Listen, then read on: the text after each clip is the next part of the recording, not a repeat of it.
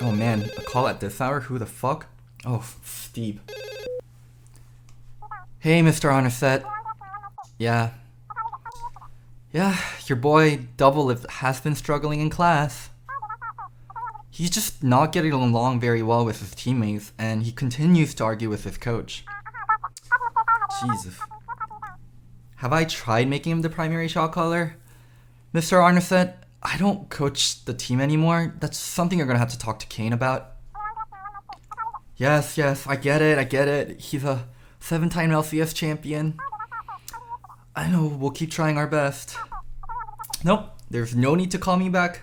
Once the grades are in, those are final. Okay, I'll be here all night.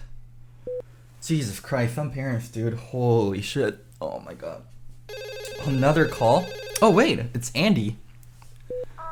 Hey Andy, I'm good. How are you? Yeah? No, Bjerg's been great. He's still the best mid laner in class.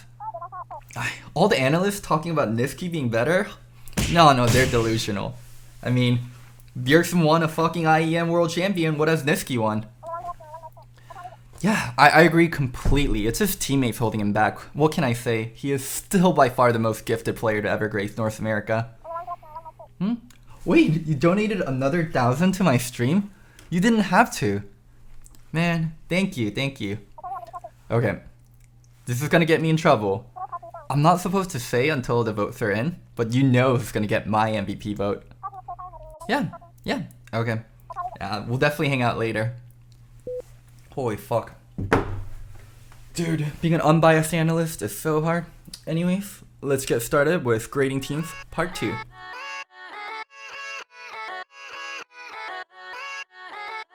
Hopefully, you guys watched part 1 of grading the teams. And yeah, I like the reaction to it. A lot of you guys gave me crap about putting Golden Guardians at B- despite their roster, and C9 so high despite their roster, so I want to do a little bit of explanation of that before we get started. I think C9 being A+ is completely justified. The roster they had weren't supposed to get first in this kind of manner. They are putting on such a dominant performance. I think it is exceeding all expectations. As for Golden Guardians not getting an A, it's hard for me to give them an A. They were supposed to be 10th, and then they squeezed into playoffs, so they went from 10 to 6. While that is a big jump, they did have a roster swap with Huhi coming in for Keith, and it was a miracle performance. So yeah, it was just really hard for me to give them anything higher than a B. Maybe I could improve their grade from a B- to a B+, but they're not getting an A. Wow, let's get actually started with the video. So the first team we're going to talk about is definitely not my favorite team at all. I love all teams equally. It's TSM. Let's start with the positive aspects. Broken Blade. He's continuing his development in North America, and he was the best player on TSM this split. He can be inconsistent at times, and a lot of their losses in the last few weeks have been coming from him not performing well, but that is the reality of the current situation of TSM. They win through Broken Blade, and a lot of times they lose through Broken Blade if he doesn't get ahead. So the other big piece that we need to talk about is Dardoch. He still doesn't seem to be fully incorporated into the team. He's been put on a supportive role. Yeah, I just don't think he's very happy with it. He's playing Jarvan Sejuani, almost exclusively those two champions in the last 3 weeks. And there's still a big problem regarding him looking at fights. He's engaging where his team can't really follow up, or he's engaging in a situation where the team just doesn't need to engage at all. He goes down immediately in the dive. The dive just does not stop. Dardoch's going to be setting things up here with a Cataclysm, but you got to look out because TSM's not able to follow up the rest of the way. They were not ready to go all the way between two turrets like that. So, still a lot of problems there. And also for Bjergsen, he's had a relatively quiet split. He still showed some dominant performance on his favorite champions such as Syndra and Zillion and Irelia, but long gone are the days where Bjergsen is by far the best mid laner in NA, and you can just expect him to dominate anyone who he's up against. So I would talk about their bot lane, but they've been incredibly quiet and incredibly, in a sense, irrelevant to the bigger picture. They don't really lose TSM games, or they don't win TSM games. I think overall, this roster ended up being a high variance team, and the pieces they have don't really seem to click together in a really nice manner. We're not getting the best of Bjergsen, we're not getting the best of Dardoch. The only player we're really getting the best of is Broken Blade. So yeah, I'm gonna have to give this team a C- for their current performance so far.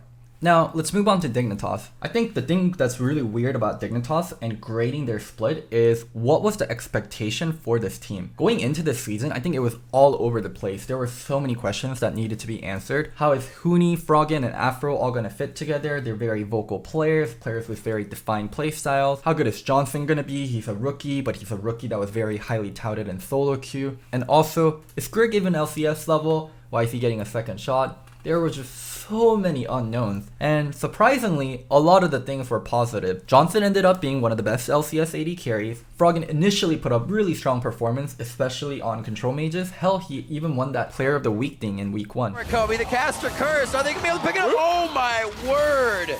But there's also a lot of problems. I don't think Huni really fit into the team. I think Huni just kept playing carry champions when he didn't need to be. And also Grig was probably the worst jungler by far in the entirety of LCS, and he got replaced way too late in the season. Yeah, this team had just so much potential, and they could have done better than the placing they got, but because the pieces didn't click enough and they didn't move Grig out and Acadian in early enough, my god, Acadian played well. So we ended up with this mess where they're missing playoffs, and there's teams like Golden Guardians that are making playoffs above them. Yeah, considering how the split played out, and now that we know what kind of pieces they actually had, they could have achieved so much more. So unfortunately, Dig, you're gonna have to get a D+.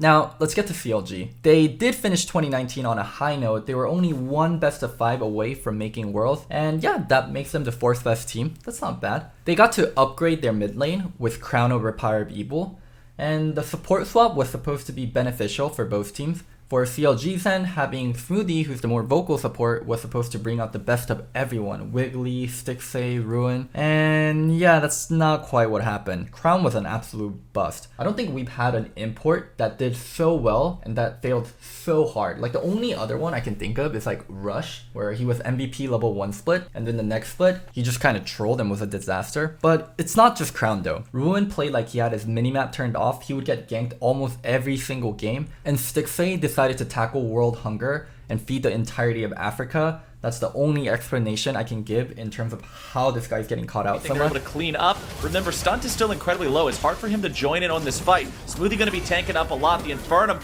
nice root from Cody on to 3. But Smoothie's there in the front line with the shield, blocking things up for these guys. Flashes coming out. There go your auto attacks, and Cody's son making a double. Ruin shows up, trying to finish him off. The flash will seal that, as now he gets picked off too. That's only a 1-for-1 on the back end of the fight, and the Thieves come out on top. Also, Wiggly took massive back steps in his career. He was someone that was developing really nicely. He's a great regular split jungler. He's been struggling a little bit in playoffs. Let's see how he does next year. His sophomore year is going to be really important. And yeah, his sophomore year is turning out to be pretty dog shit. I think this is one of the worst cases for a team. They did bring in Pobelter, it did fix a few problems, but my god, if this is an absolute disaster, I don't know what is. I don't think a team could have done worse than this. Oh, wait a minute. There's Team Liquid. They actually did do worse. Not worse in terms of standings, but still worse in terms of expectation. So anyways, CLG, you get a fat F. There's gonna be replacements one way or the other, player, coaching staff. Oh my god, this offseason is gonna be spicy for them. Now, let's move on to our final team, TL. They crash and burn. I have no other way to put it. The 4-time LCS champions once again break records by being the first reigning champions to not make playoffs the following split. I mean, the split did start with issues that were outside of their control, the visa thing for Broxah, but it wasn't just Broxah's visa that screwed them over. None of the players played up to par individually. Impact had one of his worst seasons ever. Double was benched and remained vocal about the problems within the team. I mean, overall as a team, their draft also didn't make sense, and the discourse between the staff and the player were brought to surface, not just through the gameplay, but on streams and interviews. So yeah, how to grade this team other than an F? This is actually one of the worst expectations to results. Because this Team Liquid roster was supposed to get 1st and they got 9th.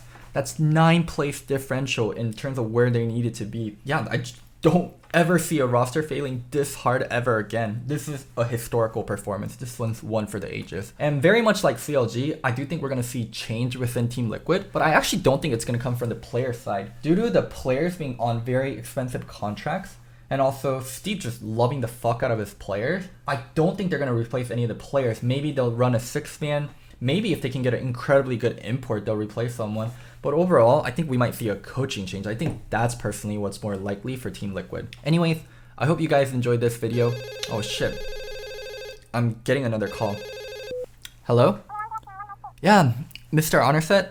I'm sorry, but I'm gonna be failing your team. They get an F, and they won't be participating in playoffs.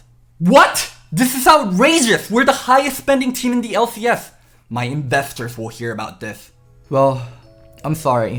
When you're chasing greatness, it's not about what you pay, it's about what you do. Don't forget to subscribe, it really helps me, and like and comment for the YouTube algorithm. And one last thing, I'm not crazy, I'm just Loco. Yeah, let's go. I ain't the first with the curse, with the thirst that I wanna be better, not worse, man it hurts. I'm on this earth with my words and I put them all together, insert, cause I wanna have worth. Working hella hard till they put me in the dirt. Gonna go far, man, listen to my words.